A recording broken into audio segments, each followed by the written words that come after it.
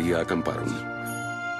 Cuando Ley ofreció sacrificios en el lugar donde acamparon, hizo un altar de piedras, lo cual coincide plenamente con la ley del altar descrita en el capítulo 20 de Éxodo. Con gratitud y en espíritu de ofrenda, edificaron un altar y ofrecieron sacrificio, demostrando que el concepto del templo estaba muy arraigado en ellos. Solo puedo imaginar cuán maravilloso era contar con esa forma de adorar juntos como familia, de decirle al Señor, somos una familia y venimos ante ti con agradecimiento. Para ellos esa era la expresión más elocuente de gratitud por haber sido protegidos y bendecidos por Dios. Cuando leemos de esta familia, de cuán unidos eran en todo lo que hacían, resulta difícil no sentir envidia. El altar se remonta hasta el mismo comienzo del Pentateuco. El altar en sí es un templo en miniatura. Y al reconocer que de alguna manera, en última instancia, somos nutridos por Dios física y espiritualmente, y el expresarlo en oración de este modo, atrae una bendición hacia el acto mismo. Entonces, el participar en él no es simplemente comer, sino que es un banquete efectuado a la memoria del poder de Dios, el cual es acompañado por su espíritu y se constituye en un acto sacramental.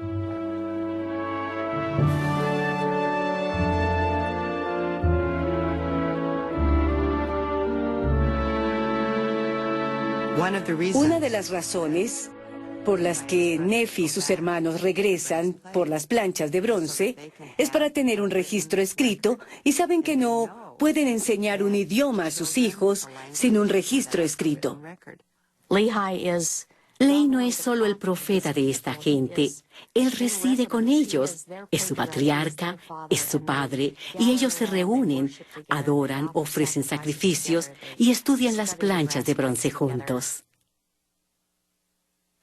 Una de las partes más emocionantes del Libro de Mormón es cuando le entregan las planchas de bronce a Ley y empieza a leerlas.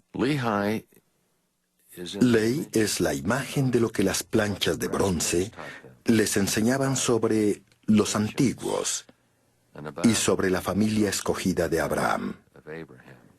Y ese es el papel de Ley como patriarca. Y se emociona cuando comprende que puede leer su genealogía allí, que puede leer sobre sus antepasados. Ese era un registro de los josefitas, porque al fin de cuentas él era descendiente de José. Salían de Babilonia, o sea, de la confusión, de la oscuridad y hasta de la idolatría, dejando completamente atrás todos los remanentes de ello, literalmente abandonándolos. Eso se combina con el simbolismo de un renacimiento, precisamente lo que le sucedía a la familia de Ley y Saría.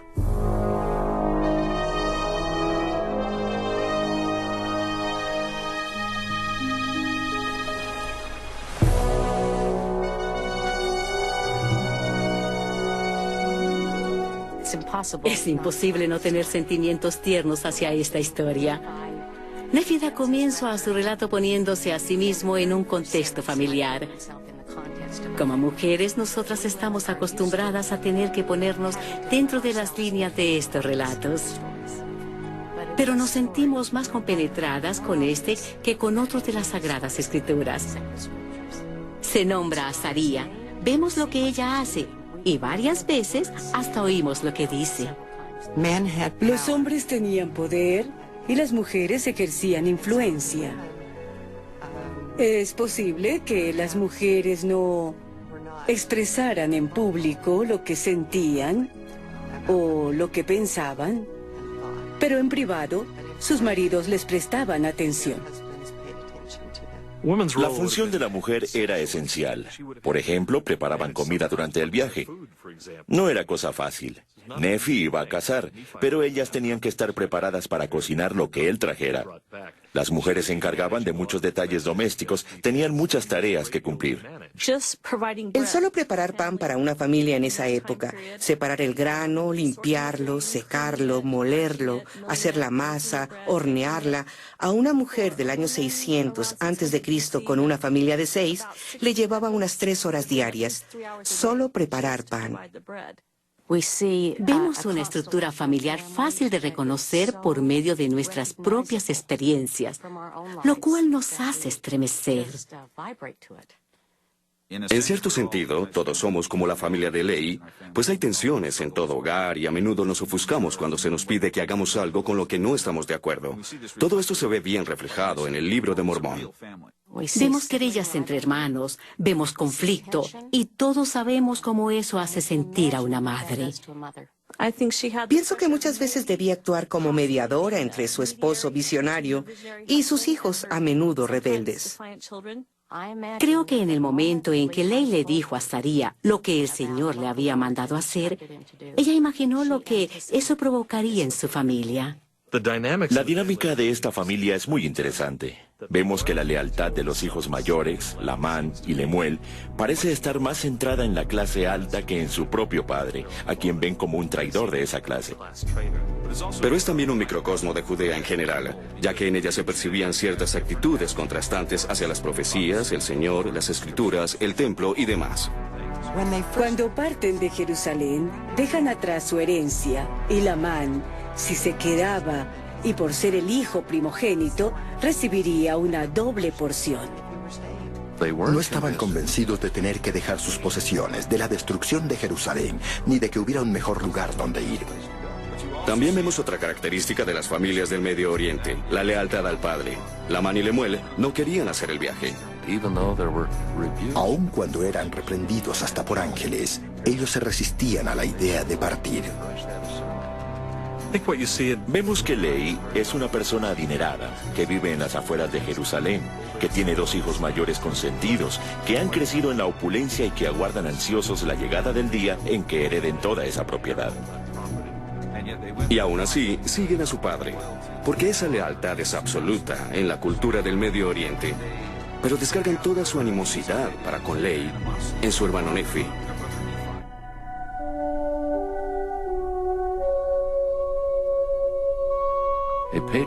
Un patriarca no solo anhela una posteridad numerosa, sino que, al igual que Abraham, desea que sus descendientes sean dignos y bendecidos por sus méritos. Ellos ven que súbitamente su padre les traiciona al transformarse en un fanático religioso que les quiere alejar del lugar de su herencia, privándolos de todo a lo que están acostumbrados. Nefi dice que Lehi implora a Lamán y Lemuel con todo el sentimiento de un tierno padre. Hay algo que me entristece mucho. Yo conozco a mujeres que tienen hijos como Lamán y Lemuel, que hallan gran consuelo en el hecho de que aún mantienen una relación amorosa con esos miembros de la familia. Ellas dicen que pese a que esos hijos abandonaron la fe, igual les aman y pasan buenos momentos juntos. Pero en el caso de Saría, esa relación nunca existió, y eso realmente me da mucho pesar.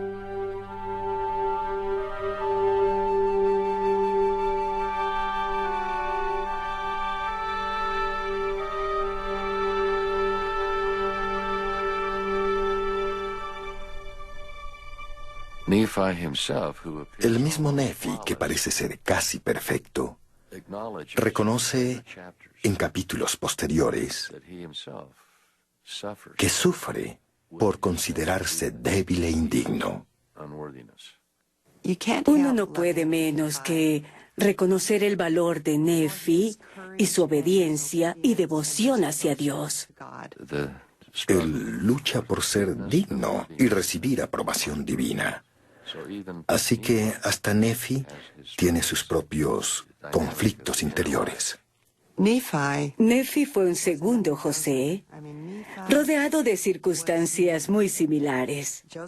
José era odiado por sus hermanos. Nefi era odiado por sus hermanos. Pese a ello, su lealtad hacia Dios le mantuvo asido a la barra de hierro que su padre y él habían visto en sus respectivas visiones. Él nunca se soltó de esa barra.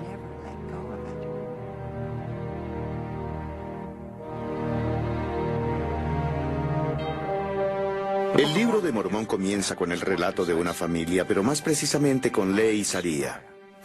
El dinamismo de la familia de Lehi resulta muy interesante en el curso del viaje.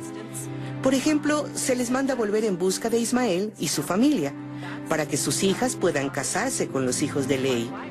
Y el casamiento era un evento sumamente significativo para una familia en aquella época.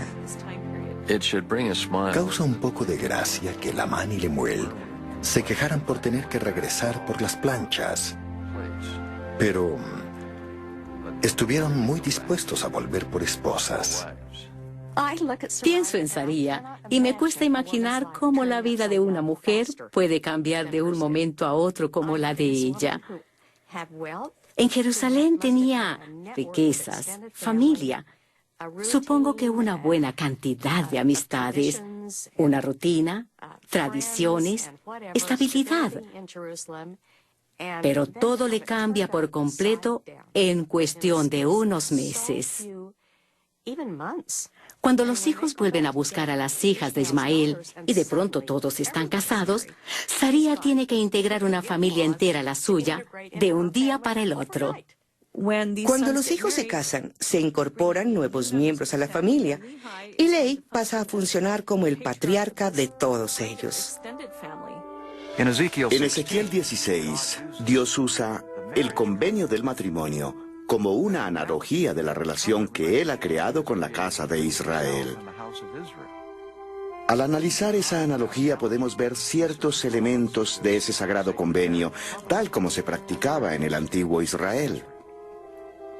Requería una promesa y un convenio, un lavamiento con agua, una unción con aceite, vestirse con ropas bordadas de lino y seda, y que se pusiera una corona sobre la cabeza de la novia.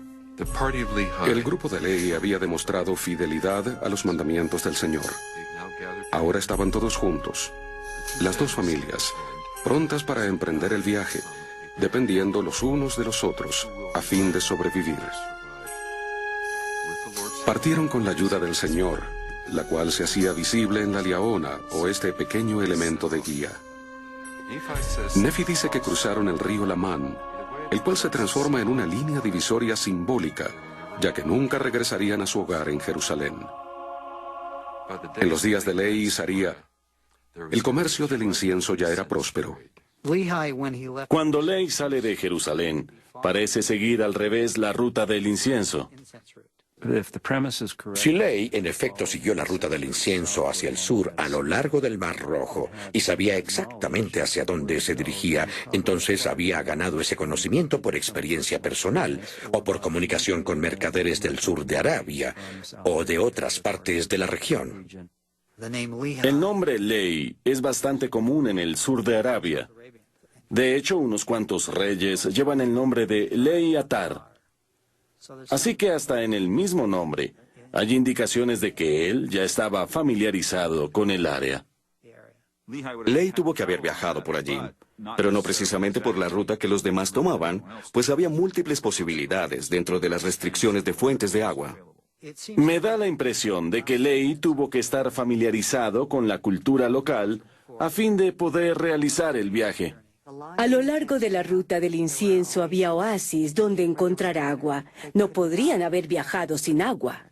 El desierto estaba lleno de huesos de quienes no pudieron encontrar el siguiente pozo de agua, así que había que seguir esa ruta. Pero no estaba claramente marcada, apenas tenían una idea general. Los viajes en Arabia están supeditados a la disponibilidad de agua. Sin ella, uno muere. Así que había que seguir rutas en las que se pudiera hallar agua. Siempre había que buscar un pozo o un arroyo donde poder abastecerse de agua. Era asunto de vida o muerte. Los pozos estaban distantes entre sí, por lo que las personas debían estar en buen estado físico para hacer el viaje.